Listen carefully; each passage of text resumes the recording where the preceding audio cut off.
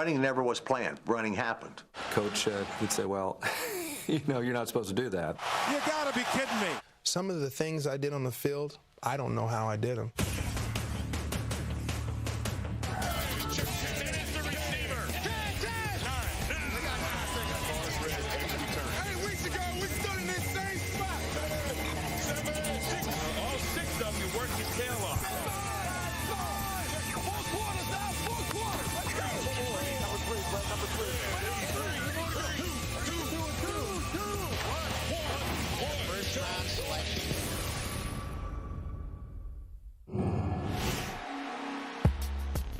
Pro football is a specialized game. It seems every position has an additional subcategory. Base. Tiger, Brad, tiger. There's cover corners, blocking tight ends, and possession receivers.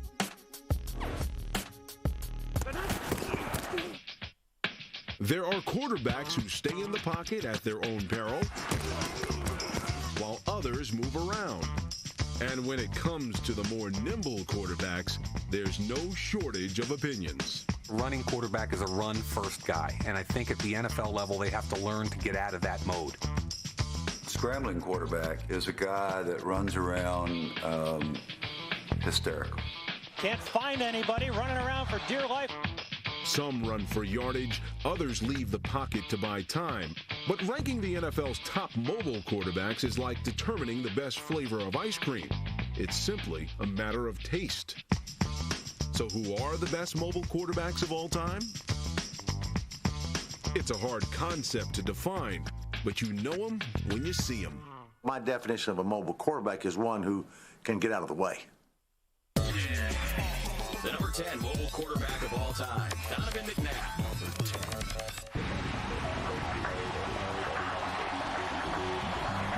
McNabb, he's going to run.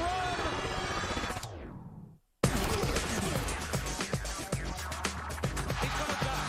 He cuts. He dives. Touchdown, Eagles.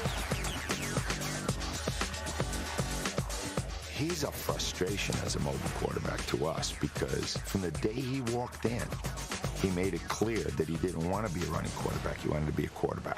And he said it repeatedly.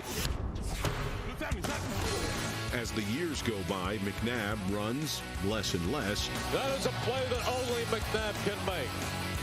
So why would a guy with great wheels just put himself in park? I do believe that Donovan has made a conscious decision to not run, to stay in the pocket.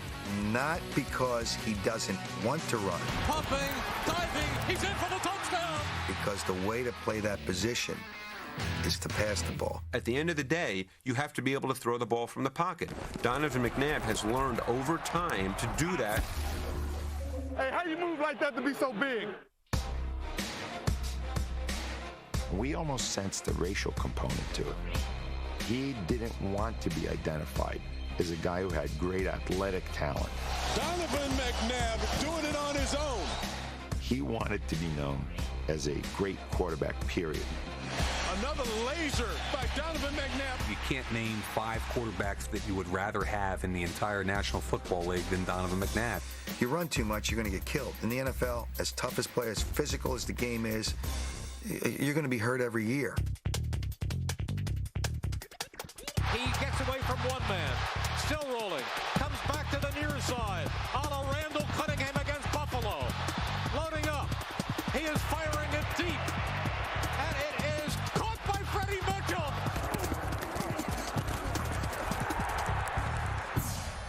Donovan McNabb, especially in the city of Philadelphia, takes way too much heat.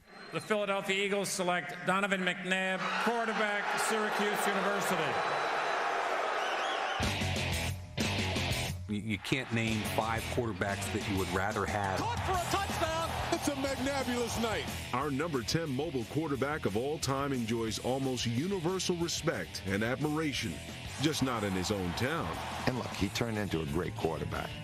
But we even think now that he would have been greater if he wanted to run more. Boy, is he fun to watch. Of course, then he gets hurt and we complain that he got hurt. That's what's great about being in Philadelphia. We've always got a second guess for you, all the time. The number 9 mobile quarterback of all time, Doug Flutie. The average American male is a shade under 5'10", so is Doug Flutie. But there was nothing average about the way he played quarterback. Naked bootleg left. Flutie left the running room. Touchdown! He was held back by the whole size issue. General managers, coaches, executives in the business that just felt, Doug's too small. He like a little leaguer. In the land of Goliaths, Doug Flutie, 5'8" maybe. Every time Doug Flutie took the field, he had the motivation in the back of his mind, I'm going to show everybody. Carried an enormous chip on his shoulder. He is a shrimp. But it didn't weigh him down, it just made him better. Some quarterbacks are mobile by choice, but Flutie scrambled out of necessity. It's like a species. He had to adapt to the environment, and he did. Whatever it took, a jump pass, a hook pass, a shovel pass.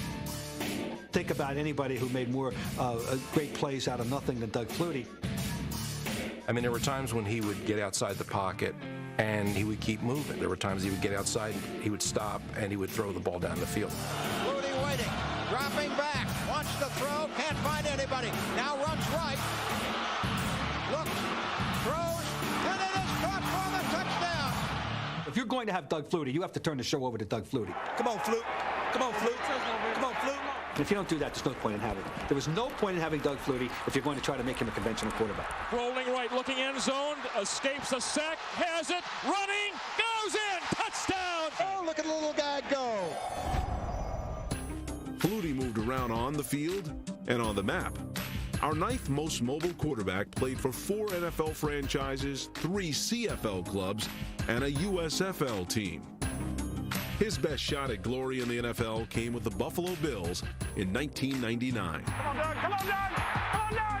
He led them to a 10-5 record, but was benched before the playoffs. Can you believe it? He just had this kind of gift of a season with Flutie Flakes, a couple nice comeback wins that year. Here's Flutie rolling out, and he is in for the touchdown. The Bills have won it. Oh, Flutie, we love you. Go team. It was the same old story. In Rob Johnson, you have a Southern California kid who's 6'5", 217. He fit the suit. Doug never fit the suit. The Bills lost their magic and were eliminated by a miracle. He's got it! End zone! It's a miracle! Attention all shoppers. Doug Flutie was always mobile. We'd just like to thank you. That would be a thank you. And occasionally versatile. Not a single person would have even had it in his head to ever practice drop kicking, let alone to actually have the guts to try it in an NFL game. He's going to kick it, and he drop kicks it up and through. How about that? Everybody has always figured, too short, too small, can't play. He always finds a way to win. This place has gone icky-baluki.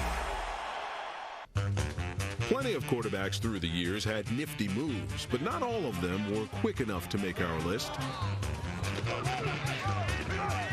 And you had a guy in the mid-50s named Tobin Rote who played for the Packers who set records, one of which survived until Michael Vick broke it a couple of years ago, most rushing yards for a quarterback in a game.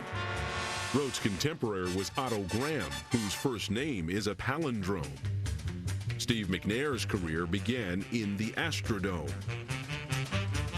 McNair breaks a tackle. Touchdown! Titans! In 2006, Vince Young became the sprinter on Tennessee's track team. Vince Young did not get to the Pro Bowl and go 8-5 because of his passing arm. 10-5! It's up! Titans win!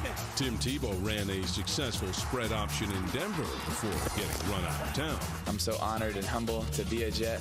But it is another fleet-footed lefty that is next on our list.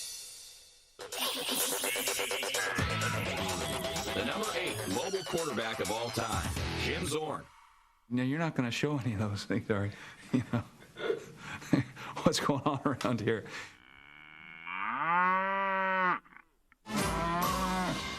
Show your stuff and drink milk. Show your stuff and drink milk. You'll get lots of da-da-da-da-da, and it goes like that. He has lots of calcium, protein, and vitamins. Jim Zorn drank his milk, and his scrambling did the Seahawks good.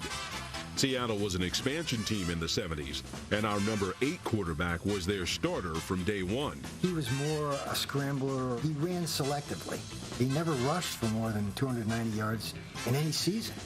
The team had limited talent, but Zorn's creativity was boundless. All the things he could do beyond the description of the typical quarterback were things that the Seahawks needed at that time. I smell something here. It's too early to kick that long. Zorn was a perfect quarterback for an expansion team.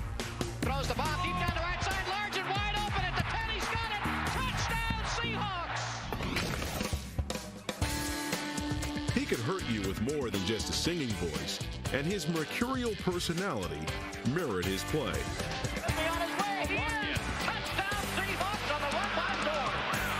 Here's a guy who's starting quarterback, making pretty good money in the National Football League. Get out of the way. And he drove this bug. And he'd get out of the car and just walk into the stadium with the fans. He was perfect for the offense. He was perfect for this city. He was a real breath of fresh air. Jim was the first star, if you will, of the Seahawks team.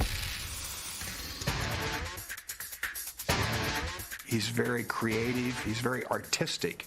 The side of him that came out on scramble-type plays was the real Jim Zorn. Touchdown, Seahawks! When kind of the formality of the play broke down, that's when the originality of Jim Zorn really came out. Those were glory times. There wasn't a better feeling in the world. In our countdown thus far, we've seen quarterbacks who can outrun some defensive backs. But can you be a mobile quarterback if your 40 time starts with a 5? Like watching a slow lumber wagon. Tell them to run faster. You're slow! It begs the question, can a quarterback be slow and mobile? I think people's perception of mobility over time is translated into spectacular plays made with your feet. Nobody's going to catch him! The definition of mobility for a quarterback is the ability to move within the pocket. 1 step to the left. 2 or 3 steps laterally. 2 steps here, 3 steps there. This definition of mobility could include some lumbering legends, according to one legendary head coach. Joe Willie Namath, an absolute artist. It was almost sensuous in his movement, or artistic, like a ballet dancer. I'd have to say he had the greatest feet of any quarterback ever to play, and it was just wondrous to watch this man move. Who? This man? I wouldn't call Montana a running quarterback, but I'd certainly call him a mobile quarterback. He's so quick and nimble on his feet and instinctively can avoid people and concentrate down the field. For an NFL quarterback, a 40 time is meaningless because the game is not played running a 40-yard dash. The number 7 mobile quarterback of all time, Dan Marino.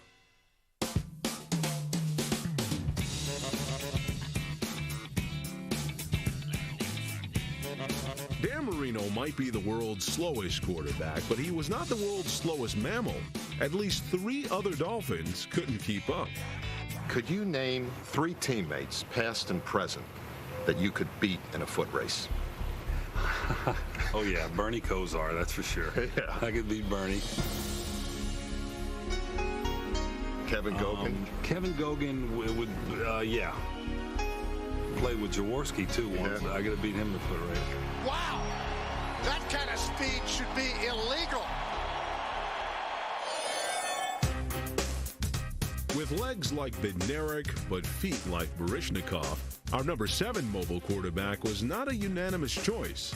Dan Marino is a brilliantly mobile quarterback. You certainly could not classify Dan Marino as a mobile quarterback. He is a mobile quarterback in the ability to move, reset his feet, and make a play. Let's go, man. Give me some time to throw a 5-yard out. I went down to interview him at his home. My first question was, Dan, what do you attribute your great arm? And he said, my feet. Sure, you do. Really? You have to have great feet. Set hut! He was very similar to Joe Namath in that regard.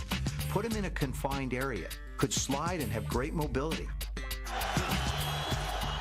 Quickest release in the NFL history, perhaps, and everybody talks about the release, but Dan Marino was all about his feet.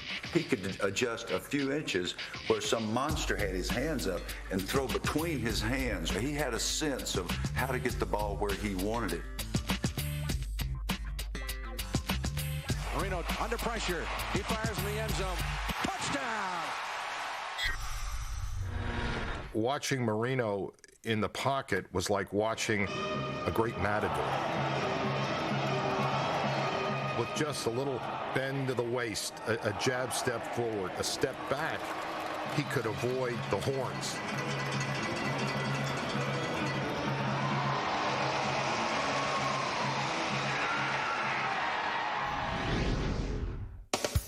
When you think of elusive quarterbacks, a quarterback that is difficult to sack, Marino might be one of the most elusive quarterbacks ever. What a joy it has been to watch that man play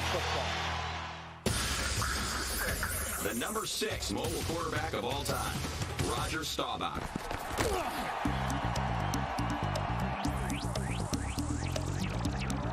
Roger Staubach was a clean-cut guy who played fast and loose, and that didn't sit well with his head coach, Tom Landry. He didn't like a running quarterback. He didn't think that was what a quarterback did. Landry wanted a true, drop-back quarterback, but that wasn't Roger Staubach. And sometimes I just ran because I knew I could get the first down. See what Staubach has up his sleeve on 3rd and 3. I would tell him that, but he'd say, well, you're not supposed to do that. In Staubach's second season, the Cowboys couldn't decide between drop-back passer Craig Morton, number 14, and Roger the Dodger. Roger the Dodger doing his thing, scrambling. At first, they alternated starts. By mid-season, they were alternating plays. And, Craig and I kind of looked at each other and said, I just hear, who was that? It was not one of Coach Landry's great moments. One would come out, one would go in. We get to play, and it's like two ships passing in the night. Talk about a mobile quarterback.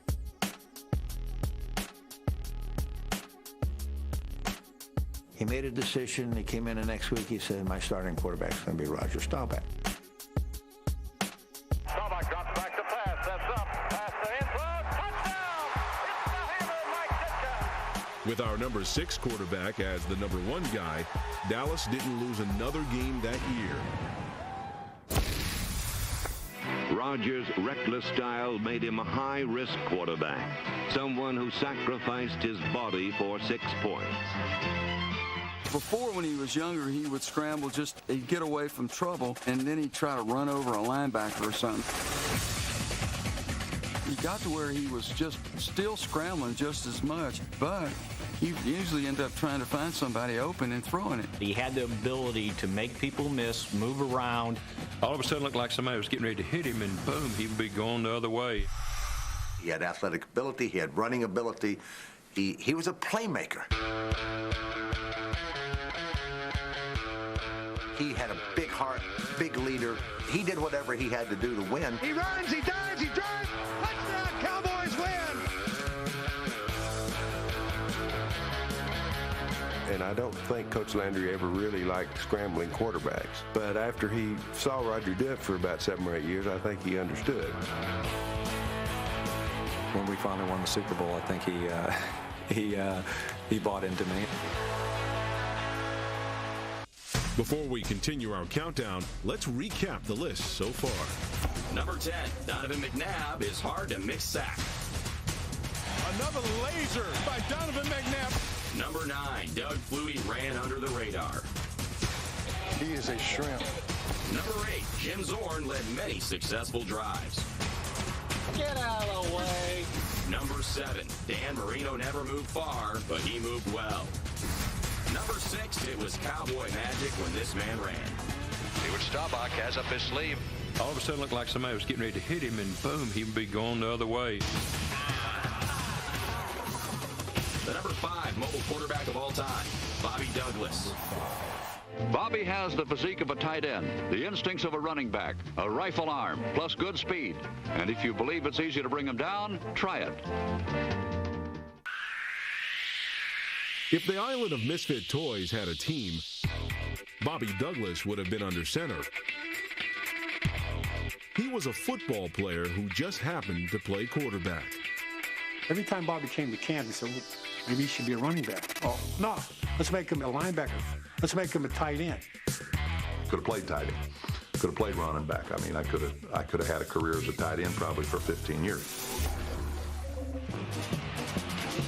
Douglas bruised opponents on runs, but rarely beat them with his arm. He could deliver punishment. He was that big.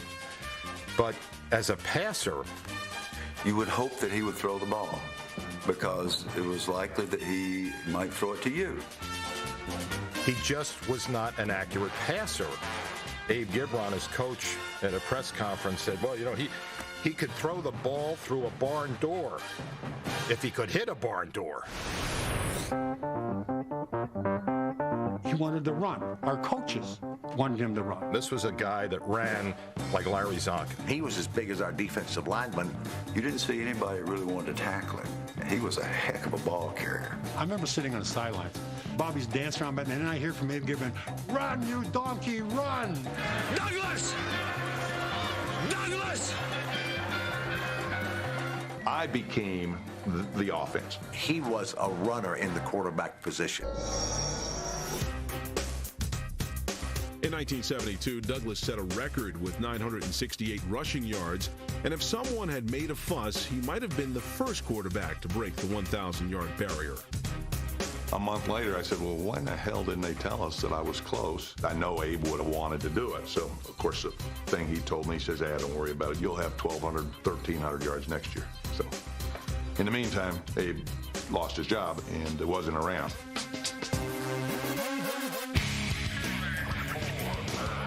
The number 4 mobile quarterback of all time, Michael Vick. He is probably the most polarizing player in the National Football League. Bobby Douglas wasn't the first mobile quarterback to be criticized for his passing, and Michael Vick won't be the last. Week in and week out, he's worth the ticket price. Man, he makes me nervous. The Michael Vick track record has been, so mixed at this point. One of the worst things that happened to Michael Vick was the early Michael Vick. Lightning in the bottle, that's what he is. The guy who was the miracle worker, the guy that was Houdini and cleats. That was the magician making magic again. Because once he established that, then everybody got so focused on that, including Michael Vick, that the other aspect of being a quarterback kind of got lost in the shuffle. Running quarterbacks are really a function of our highlight-obsessed society. Michael Vick runs for 40 yards. We see that play. When it's 3rd and 7, Michael Vick doesn't convert those plays, but he can run for 40 yards twice in a game. Take out Michael Vick today. In 2006, Vick was linked with Bobby Douglas again by doing what Douglas could not, rushing for over 1,000 yards in a season. He had to run like he was going to get the laundry on that one. The incomparable Mike Vick. We have never had, at that position, a quarterback with his kind of speed.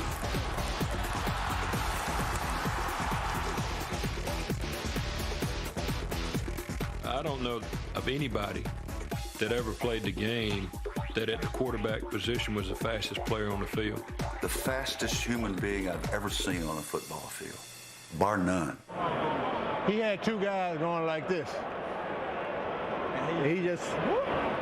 The runs, oh man, it's just working off feel. That's my favorite play right here of the season.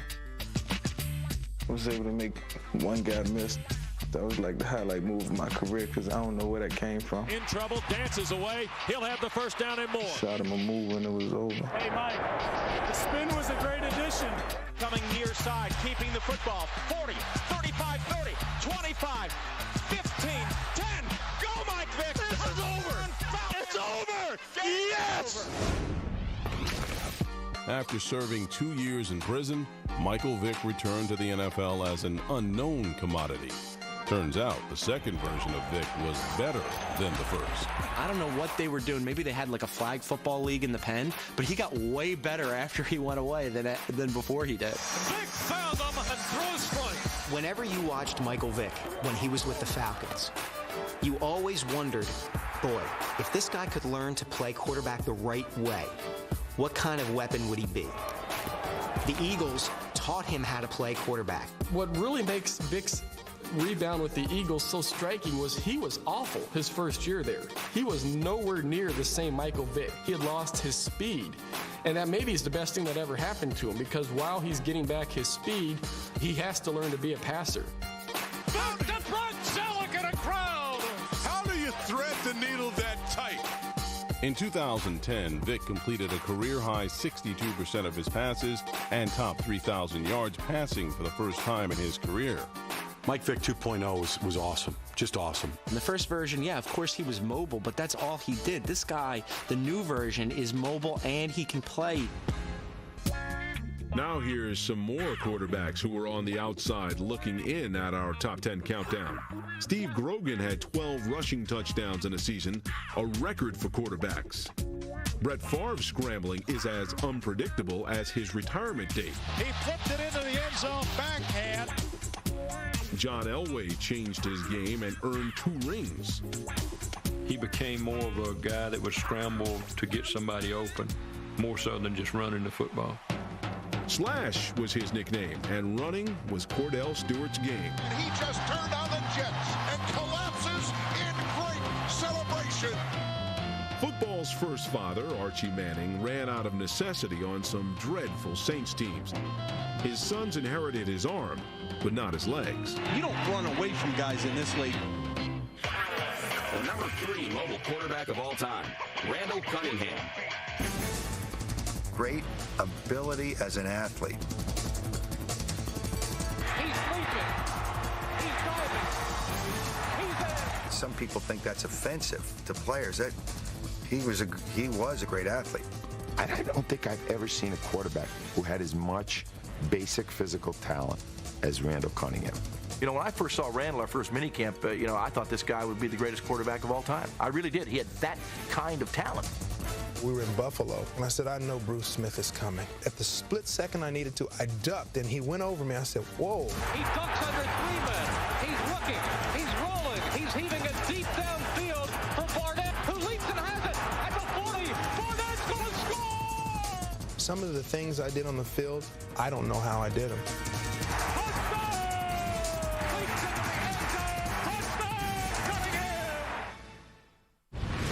If you wanted a highlight film every week of Randall Cunningham, you could have it. Win or lose, you could have it. And I think there was too many times he got caught up in that. People call me and they always say, why do you think you can fly? I said, I'm an eagle. In Randall Cunningham's second year, defensive guru Buddy Ryan took over, but he didn't pay much attention to Randall's side of the ball. Buddy's orders to Randall was run first, throw second. Here I am going through trying to learn plays, and then all of a sudden, Buddy Ryan comes in and is like, I want you to be faster than you even are now. And so he trained me like I was a racehorse. He developed me to be a running quarterback, not just a scrambling quarterback. He's starting to run. He's going to run with the football. Now he's running. And we are looking at Rambling Randall once again. You know, the old philosophy, you keep somebody in the spy, but the spy guy couldn't catch him anyway. It was almost like he was made of rubber. The guy had a body like Gumby. The thing could bend in any direction. Faking, now rolling with the football and being flattened at the 10, but throwing the ball to Groves for a touchdown. I don't know how he did it. I think we're looking at Plastic Man. You know, I could have had probably another 15 sacks on my career total if it wasn't for that doggone guy. Man, I keep beating this guy, and Randall still runs out around. He gets wide. I don't understand it. All right, tell me what you got. Later in his career, our number 3 all-time mobile quarterback stopped running, got coaching, and led the Vikings to within a field goal of the Super Bowl. I think we're seeing a real coming out party here in this first game. Randall Cunningham had one of the all-time seasons with one of the all-time surrounding casts. Fires it deep downfield. Touchdown, Vikings! The Randall Cunningham that went to Minnesota, had that Randall Cunningham been in Philly, Philly would have probably won a couple of Super Bowls. I had to get rid of the selfishness, and I had to become a team player. I remember telling Brian Billick, he'd say, "What play do you want to run?" I said, "Coach, whatever you have." In his career, Randall passed for more touchdowns than Troy Aikman and more yards than Terry Bradshaw. But whether it's McNabb or Cunningham, the Philadelphia story is always full of regret. Was he fun to watch? Was he dynamic? Was he spectacular at times? Certainly. But over the long haul, he never truly mastered the position from the pocket. And I guess the tragedy for people that watched him every day in Philadelphia was, with a different coach, an offensive-minded coach, what might have been? A 53-yard run. Was it his fault? Was it the coach's fault? That'll be a debate we never really end here. So far, we've seen 3 players in this countdown who can be categorized as pure running quarterbacks: Bobby Douglas, Michael Vick, and Randall Cunningham. And none of them have won a Super Bowl. Is that a coincidence, or is there a correlation between running and not winning at all? Every few years, a phenomenal athlete with a big arm comes out, whether it's Vince Young, Michael Vick. And everybody goes, this is the new guy right here. We got to find this guy because he can elude the rush, he can do this, he can do that. But the reality is, sooner or later, that quarterback has to learn to beat you with his arm. So the question remains, can you win a Super Bowl with a quarterback whose legs are more feared than his arm? A mobile quarterback can do it. We've just never seen a generation of mobile quarterback like a Michael Vick. I've never seen a run-first quarterback win a Super Bowl. And in my lifetime, I don't expect to see one. The number 2 mobile quarterback of all time, Steve Young. The perception was that Steve Young was this wild maverick, young horse that they didn't know how to tame. Steve Young's career began with an NFL laughingstock and ended up on a flagship franchise.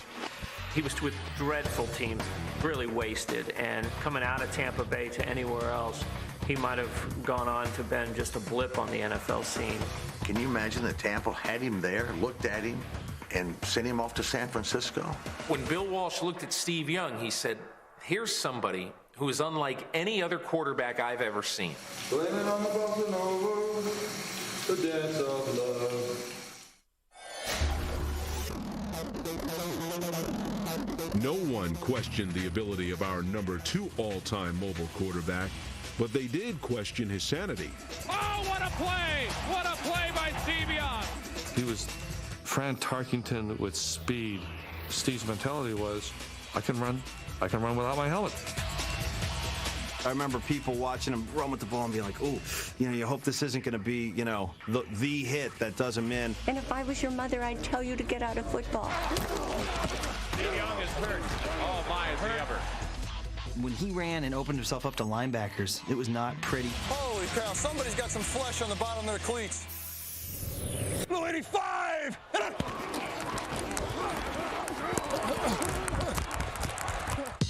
Before he was a Pro Bowler, Steve Young was an athlete playing quarterback. He was such a running quarterback that there were actually people who wanted to convert him to a full-time running back.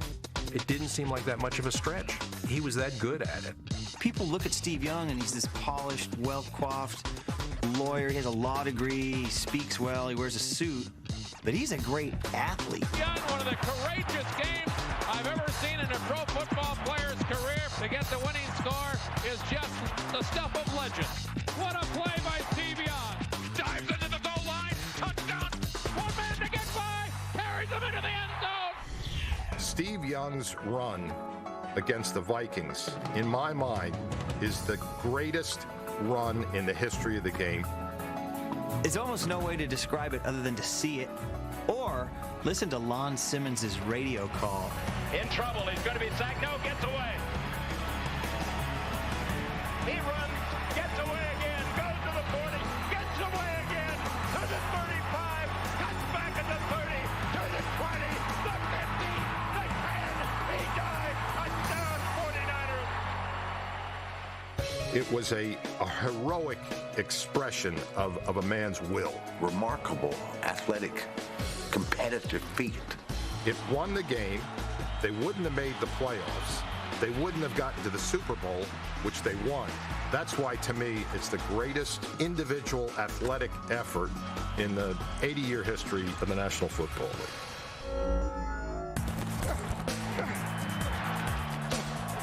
As Young got older, his game matured. He did evolve. He did. If you watch games from the 80s into the mid-90s. And Steve Young would tell you that himself, that Steve Young became a great quarterback when he truly understood that the ball had to be in other people's hands. I don't think Jerry liked it when he ran. Damn, I'm sorry about that one, bro. Because that meant Jerry wasn't getting the ball. I like my boys happy. I don't think he has anything to prove anymore.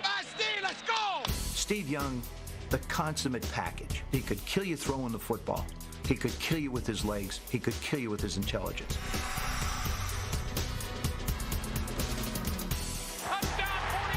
Steve Young began as a running quarterback, then became a scrambling quarterback, and eventually retired as a Super Bowl winning quarterback. If you look at his body of work, he gained more yards than Mercury Morris. He scored more touchdowns rushing than Gale Sayers. He passed for more touchdowns than Terry Bradshaw. Steve Young, to me, is one of the great athletes ever to play the game. And no one can ever take it away from us, ever! The number one mobile quarterback of all time, Fran Tarkenton. We are talking top 10 mobile quarterbacks, and as you might imagine, you might be on that list. Yeah, I might be. Might even be. I might be on that list, huh? Yeah. Some say Fran Tarkenton invented scrambling. Well, I'm not sure. I'm not sure I invented it. Okay, then he perfected it. Sets up, scrambles around. Look, he can't find anybody. Tarkenton had him running this way and that way. Oh, brother. But like most innovators, he was initially ridiculed. Ball's on the run, downfield. Michael Vick today gets a lot of praise for his running. Mike Vick faking out everybody. I didn't. He ran all over the field being pursued. I scrambled, which was a terrible thing for a quarterback to do. How could you not stay in the pocket all the time? And they couldn't see how this freak could come and play. I was a freak. Nowhere to run to. It was entertaining, but it drove the establishment crazy. What else can this young man do? Our number one mobile quarterback of all time brought scrambling into the mainstream. And he earned the number one ranking because of this startling fact. When he retired, Tarkenton was the leading passer and leading rusher among quarterbacks. Many people have asked me how I got started scrambling. He didn't have that much yards rushing for as much as he scrambled. He would scramble behind the line, go deeper. He was keeping the play alive. He was looking for a place to beat you by getting the ball down the field, and he did it an awful lot. He didn't have the greatest arm, and I think that's reason to admire him more, because he was able to do things with his mobility that made him a more effective quarterback than he might have been if he was just a pocket passer. When you block for Fran Tarkenton, you really have to be on the go, because when Fran passes you, he'll probably be back again. By this time, defensive linemen have lost 5 pounds, the defensive backs have added a half-dozen gray hairs, and Coach Norm Van Brocklin may be sprouting an ulcer. Francis was unbelievable. He'd drive you nuts, drive the defense nuts. You try to find Fran Tarkenton, it's like he fell into a hole, and you don't know where he was. He'd do everything. I've seen him throw passes that look like a basketball, just throw them up in the air, and you couldn't nail him. Deacon Jones and Merlin Olsen and those people, they didn't like that. I always hated Tarkenton. I really did. I mean, that little wimp would run around out there for hours and hours and hours. He's one man that we tried desperately to end his career. We tried desperately to get rid of him. Because on a hot day in the Coliseum, chasing Fran Tarkenton is not what you wanted to do. Whenever I step on the football field, I'm susceptible to injury. I was 6 feet tall and weighed 190 pounds. Gino Marchetti, greatest defensive lineman ever played. He says this kid won't last a year because they'll kill him. Fortunately for Francis and the Giants, he is durable and sturdy and always bounces back. But the little engine that scrambled survived for 18 seasons and didn't miss a game for the first 14 of them. He came, he played, and he conquered every meaningful quarterback record. If you add his rushing and passing totals, he moved the ball nearly 29 miles in his career. When I finished my career, I had rushed for more yards than any quarterback that ever played. But what that overshadowed, that I broke every passing record. That's what people forget. They see these pictures of Francis Tarkington running around the field and scrambling and big guys falling down. I also threw for more yards, for more touchdowns, and more completions than anybody that had ever played, including my hero, John Unitas. First and goal from the 7. Fran rolls to the right, dumps it out, caught by Foreman, touchdown! Fran Tarkington's record-breaking 291st career touchdown pass. He was ahead of his time. He'd be drafted high today. Fran Tarkenton was a Hall of Famer and a trailblazer. He won an MVP and some big games, but not the biggest game. He loses a Super Bowl to the Miami Dolphins in the early 70s. He loses a Super Bowl to the Steelers. I don't know that you can downgrade a guy for losing to teams like that. They were waiting for him, but they just couldn't put him down.